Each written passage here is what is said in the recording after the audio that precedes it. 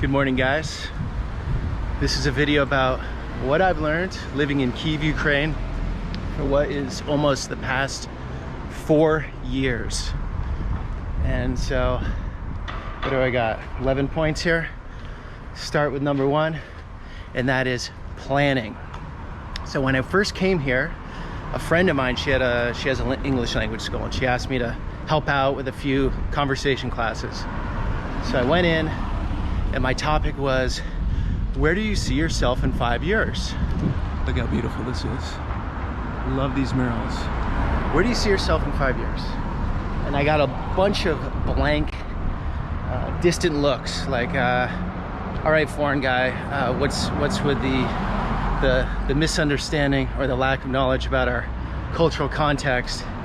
And so I learned very quickly that in a place where there's been a lot of instability, geopolitical instability, that people don't really plan out 5 years versus the US, where people plan out 5 years, 10 years, maybe all the way till retirement. And now I get it. Now I get it because of COVID. It all makes sense to all of us. It's very hard to plan out when you don't know or have an understanding of what the future brings. So, planning, number 1.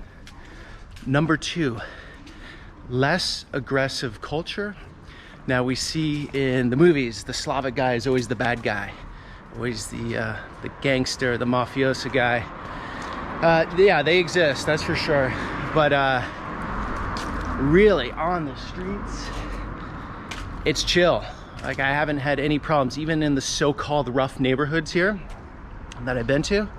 Yeah, things happen. There is crime and danger here, but as like an average citizen, it feels quite safe.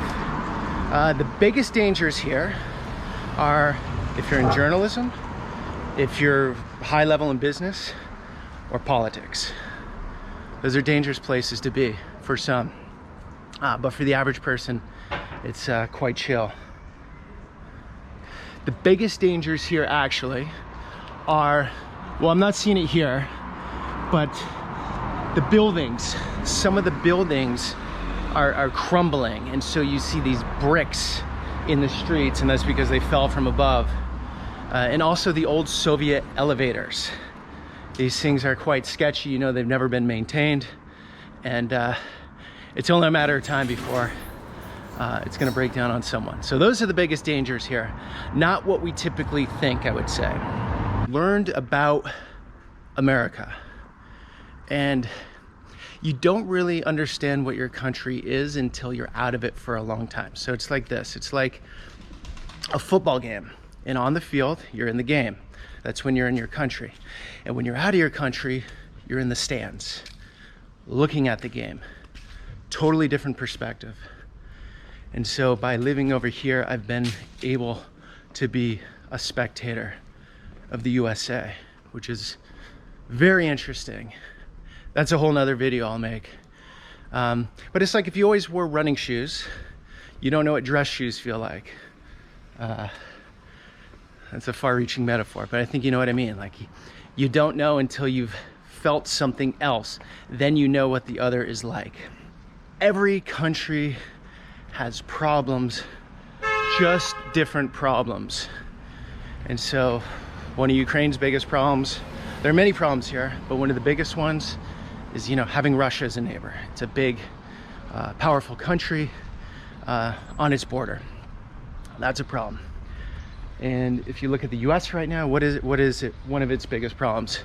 Let's say this identity politics, this woke culture, friction, tension, both problems, completely different problems.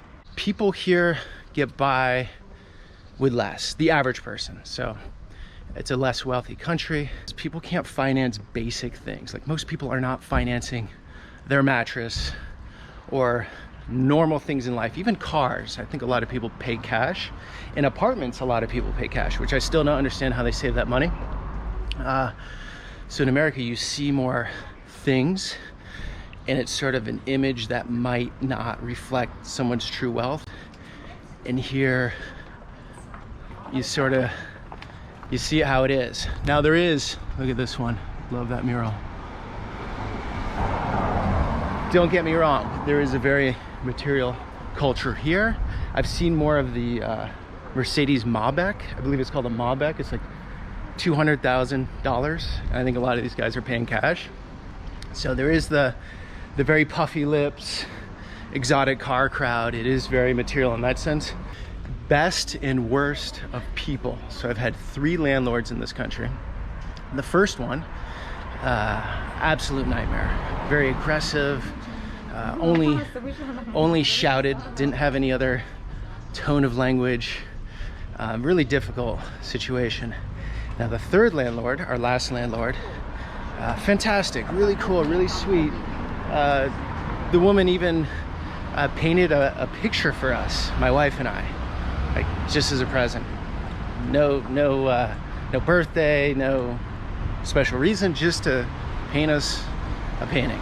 So you get the far extremes, and I see that also with most people. I feel like it's a very authentic, cool culture in most respects, most people.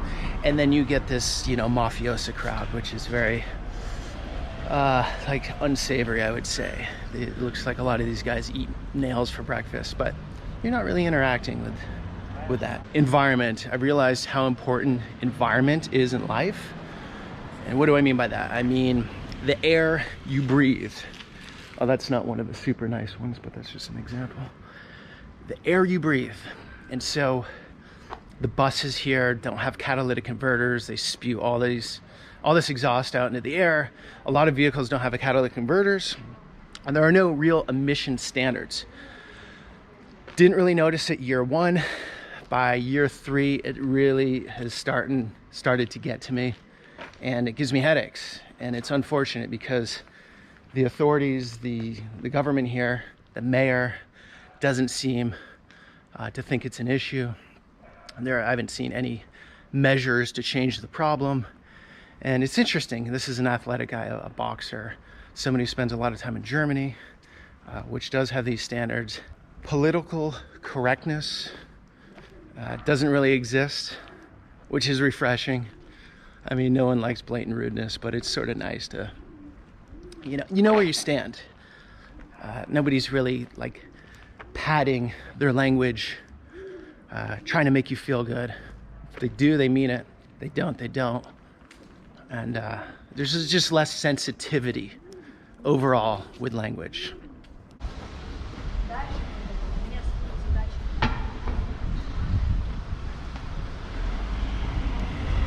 Instability.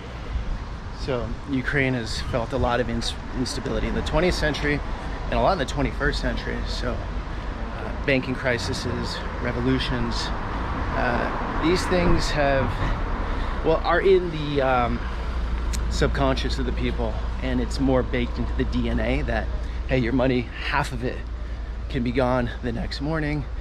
Hey, there can be an invading force on your country. And so with the COVID times we're in, it just seems like there's not much tension with that from my observation. People don't seem to be so worried. Is because when you compare to other things that have happened here, it's really quite a small issue. Geography makes a country what it is to some respects. So Ukraine's geography is cursed. It's the high European plain between Russia and Europe, and that's never been a stable place to be. It's been the place for invading armies. If I'm going to compare to the US, the US's geography is very calm. 2 big oceans, allied above and below. So it can be looked at as a difficulty for sure, but it also has shaped the place and the people into what they are today. And there's a good side in that, because I do find the culture and most of the people that I've interacted with to be freaking cool. Like it's a cool culture. Now, there are assholes everywhere, and I'm not gonna sugarcoat it. Ukraine's got plenty of problems and plenty of bad actors. But in general, how I've been received here, how people have acted towards me, It's been really nice, I gotta say, for the most part. Freedom.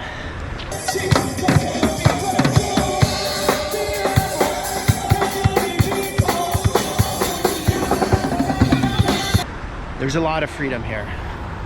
That's an ambiguous word. It depends your life, your socioeconomic standing. It depends on a lot of things. Freedoms really could be, you know, reflected only in your mind, not the external circumstances. But if I'm to say, living in the country as an outsider, or even for a lot of people here, it's very free. People park on the sidewalks. There are no petty rules. Nobody's going to complain if you ride your bike wherever. You know, there's a problem too with not having rules. For example, the emissions controls that I was talking about, like, that is a pain in the ass. But as far as you want freedom to voice your opinion, you want freedom to do what you want as long as you're not interfering with others. It's you want freedom to say what you want and not fear getting canceled or outcasted. Ukraine is probably one of the better places to be. You can see in the center here, they're doing some bike lanes, new sidewalks. So some surface level changes that make the city look better, but they really, again, got to work on the whole air pollution thing. You don't see too many vehicles. It's a Saturday today. But when the city gets pumping, the air goes to hell.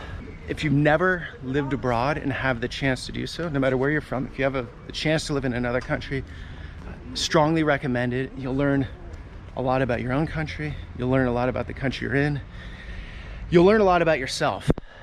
I've grown a lot here. This country has given me a lot. It's a teacher, let's say. It's a teacher. It's not always going to be easy, but you get a lot out of it, for sure. And if you are that foreigner that moves to another country, you're a guest. You're a guest in someone's home. Don't go in with muddy boots. Go in respectful. Bring a present, meaning give something to the place, you know. Hire some employees. Teach a language.